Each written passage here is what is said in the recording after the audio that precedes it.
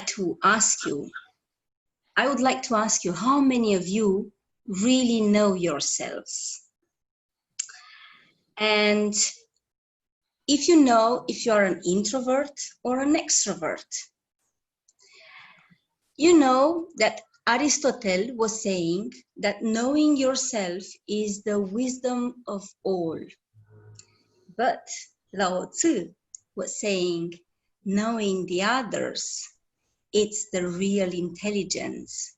And mastering yourself, it's the true power, in fact. But mastering the others, it's the strength. Ladies and gentlemen, today I would like to share with you a bit of my knowledge about communication. And I would like to share with you the otherness of the other, which means, in fact, if you speak the language of the other or others, for sure you can communicate better and you can lead impactful. And for that, I have chosen a very interesting tool that anybody can use, which is DISC. I don't know if you are familiar with that. I have spoken several times about this because it's very dear to me and it's really simple. DISC is an assessment tool and it's used over 1 million people yearly just to assess themselves, how better they communicate, how they are with the leading others, and also how they increase their productivity. So DISC, it comes from DISC, which means dominant or driven, influencer, stable, and conscious. And now I would like to ask you if you have something to write, to make a plus. Do you have something to write now? Yeah. Yes. So you can take a piece of paper and make a cross or a plus, yeah, like this, and you write 4 words. Here you will write extrovert or outgoing, as you wish, here, yeah. So at the north you will write extrovert. In the south here, yeah, you will write introvert or reserved, let's say. And then here you will write task oriented, yeah. And here you will write people oriented. Okay, so now you have the basic. And I would like to ask you, do you know if you're an extrovert or introvert in general, like not depending on different circumstances or, yeah, so you know, yeah? Okay, so you can write there, you can, let's put it like this. This is a D, make it a D, I, let me check. This is task, this is C and S. So in the task-oriented people, you will put up the D and here the C, the C, yeah? Mm-hmm. And then where the people-oriented is, you will put up the E from influencer and then the S from stable, okay? And now you can also identify. So are you an extrovert or introvert? Extrovert? Who are extroverts here? Raise your hands. Yes, Marie, I see. Rima, Svitlana. Okay, good. And so Sergio, it's an introvert. Yes. Okay, so we are all extroverts. Yeah, no wonder, because we are Toastmasters. All right. Okay, and now this is your main characteristic. And then, are you a people-oriented or are you a task-oriented person? Do you like to finish things and to respect deadlines and or you focus more on people that they feel comfortable, and then you can do the tasks as well? How are you? Do both. People? No, you have to say one. Okay. You have to say one. You have to choose. I'm task. I'm I think more task people. people. Okay, Rima? I am people also. People, yes. And Else Maria, I presume she's people. No, No? no, I prefer task-oriented. Okay, good to know. You see, this is how we know people better. Okay, what I mean, this is, as I said, there are 4 characteristics, 4 personality types. One is the dominant, one is the influencer, another one is the stable, and the conscious. Depending on these people, the types of personality, you know how to address them, how to impact them, how to influence them, and also how to speak to them when you have them in your audience.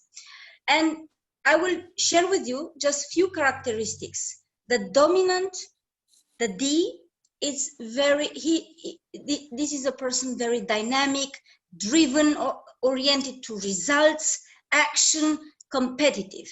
To this person, you speak loud, clear, and using like keywords like you want to influence people, or influencing, or leading, or leaders. You are here because you want to be a better leader. So you use these kind of words. When you are talking with a dominant person, you have to be energetic, you have to be clear, you have to be very short, brief as you can, and not too blah blah, but just very concrete and to the topic. When you are addressing an influencer is a person who would like to have fun and to enjoy the life and also do the job, but more to enjoy. And this influencer, when you address an influencer who is always like oriented to entertaining, and you will find these people mainly in event organizers, in media, and so on. So it's good to know when you talk to these people, make sure that you will be flexible, you will be smiling, you will encourage them, you will tell them, oh, it's gonna be so much fun, you will enjoy so much this experience. So just mention fun and distraction and entertainment, and then you will have them focus on you. And then we have the stable. And the stable, it's a person who is very people oriented and very introvert. So this person is very kind, very empathic, cares for the others. This person feels well when others are feeling well. Meanwhile, the dominants, they don't care about the people. They just want their task and their things to be done, and that's it. It doesn't matter if the others are crying in the corner, but the stable one is like caring so much. So when you address to this person, you lower your voice. You speak in a very rhythmic way, and you address the person very calmly and warmly, and you speak like you really care for this person. If you are too loud and if you are too direct as a dominant, they shut down. They just shut down. Their ears are just shut down. You don't have a person to communicate anymore there at the end of the road. So it's important to lower the voice and speak in a very empathic way and make eye contact. And then we have the conscious. And the conscious is the person who is very introvert and very task-oriented. They need facts, details, and concrete actions. So what they want, if you want if you have them in your audience as a public speaker, you have to bring data, to say something like, for instance, For me, the itinerary in Toastmasters took me 4 years and 5 or 6 months. It took me 50 speeches. It took me, I don't know, 108 meetings, several officers' roles, but very concrete data. That's important because for them, it's important to have, they are very analytical. So when you address to them, you can speak very clear, very brief, and focus on data. That's very important. And you can also say that, you know, this will be a bit boring for others, but it will be so much with details, and you will learn so much, so many things, and then they will be there. They are the happiest. If you tell them that it will be boring and they will learn something and they will have the opportunity to gain more information, they will be super happy. Tell that to a dominant and they will leave in the next second. They don't have the patience. They don't want to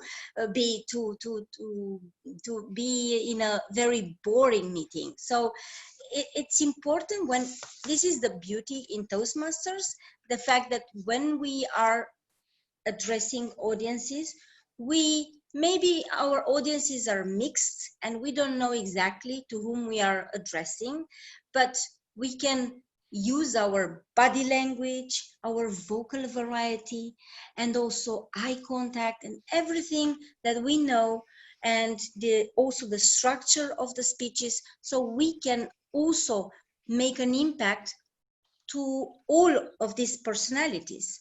And I think this is what it means to learn the language of others. When you speak the language of the others, for sure you will be successful, you will have their attention, and not only that, but you will also be able to influence them and to make an impact.